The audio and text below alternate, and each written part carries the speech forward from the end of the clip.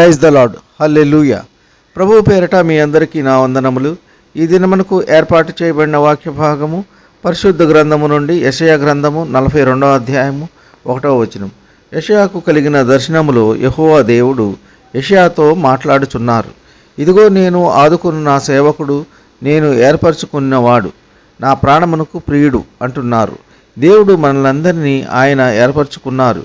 దేవుని యందు భయభక్తులు కలిగి ఆయన సువార్తను ప్రకటించు వారందరినీ దేవుడు ఏర్పరచుకున్నారు. మరియు మనము ఆయన ప్రాణప్రియులము. దేవునికి ఇష్టానుసారంగా మనము జీవించాలి.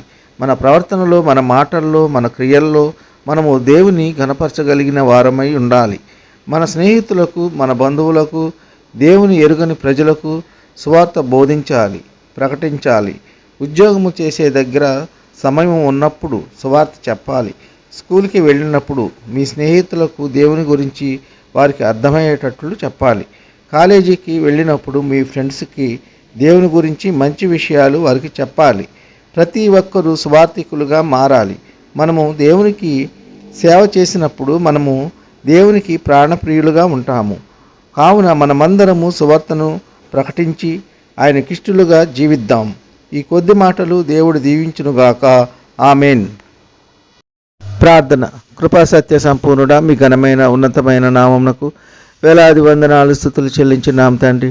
ఈ వేకువని లేచి మీ యొక్క వాగ్దానములు వినిచున్న బిడ్డలను దీవించండి, ఆశీర్వదించండి. అయ్యా, మీరు గొప్ప దేవుడవు, శక్తివంతుడవు, సర్వాధికారివు తండ్రి. అయ్యా, మీరు ఏర్పరచుకున్న సేవకులు మీకు ప్రాణప్రియులుగా ఉంటారని వాక్యం ద్వారా తెలియజేసినారు తండ్రి.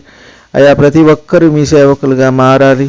అయ్యా, ఈ వాక్యము విని అంగీకరించిన మీ ప్రియ బిడ్డల యొక్క అవసరతలు, కొరతలు తీర్చండి. ఏ విషయమై వారు దిగులు చెంది ఉన్నారో, ఏ విషయమై బాధపడుతున్నారో వాటి నుండి విడుదల దయచేసి వారు ఆశించినది వారు పొందుకునేలాగున మీ కృప ఉంచండి. ఆర్థికంగా ఎంతమంది బిడ్డలు బాధపడుతున్నారో వారికి కావలసిన ఆర్థిక వనరులు అందులాగున మీ కృప ఉంచండి. పిల్లల చదువుల్లో వారు రాస్తున్న ఎగ్జామ్స్లో మీరు తోడై ఉండండి. ప్రతి సబ్జెక్టు పాస్ అయ్యేలా మీ కృప ఉంచండి. ప్రభుత్వ, ప్రైవేటు ఉద్యోగులకు మీరు తోడుగా ఉండండి. వారి రాకపోకలలో కాపాడండి.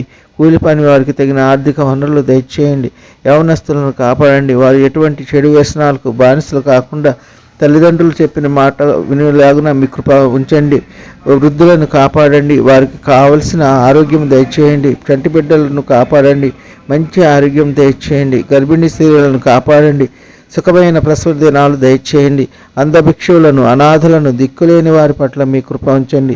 ఈ కొద్ది మనవులు ప్రభు అయిన యేసుక్రీస్తు పేర వేడుకుంటున్నాము తండ్రి. ఆమెన్.